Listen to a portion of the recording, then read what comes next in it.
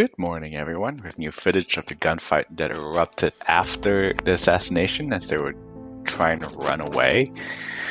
Basically, what happened at a sharp bend at the route decants off the main road leading downtown, the convoy suddenly encountered a police blockade where hundreds of security personnel with assault rifles were waiting for them. Unable to turn their cars around a narrow road between a walled-off ravine and a steep green hillside, the assassins fled, abandoning their firearms inside their vehicles.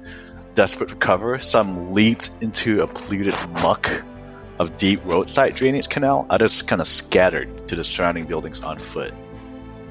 The majority found shelter in an empty two-story storefront, where a banner quoting Psalm 27:1 still proclaims, "The Lord is my light and my salvation, whom shall I fear? The Lord is the strength of my life, whom shall I be afraid?"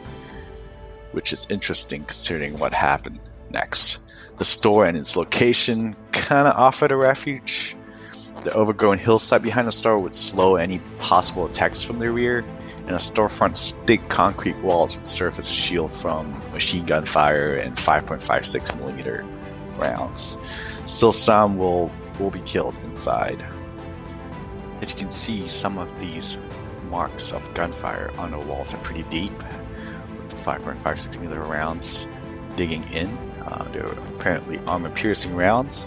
Some of the footage appears to be taken by assassins themselves, perhaps wounded as they posted on the lookout on the back.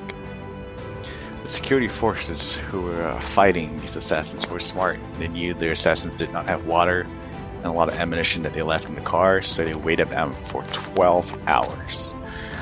As hours went by and the temperature rose with no movement from each side, at 3 p.m., the Haitian security forces threw 3 tear gas canisters into the road in front of the shop, allowing the plumes of gas to spread and flow inside.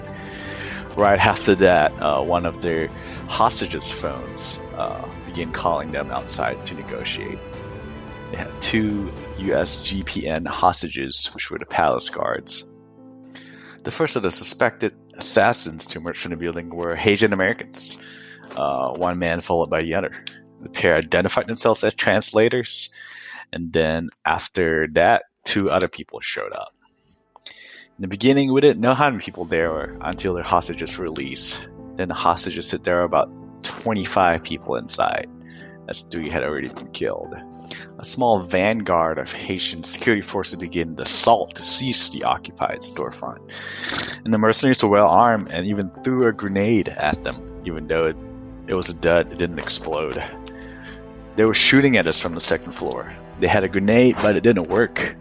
Can you imagine the grenade just rolling down the hill? Doop, doop, doop, they added.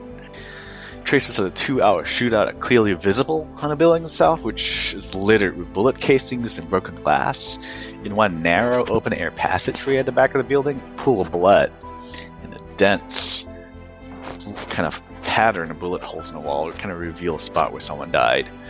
But most of the assassins had already vanished to the Taiwan's embassy behind, as a small group of them fought the security forces in front. Forces now know the suspects have been quietly escaping up the hill. And how did they know the embassy of Taiwan was right there? They're not sure.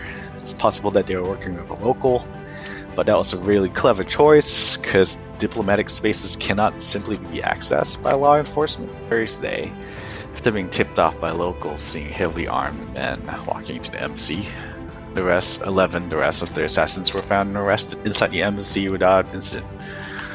Obviously, they had run out of ammunition and food and did not put up a fight.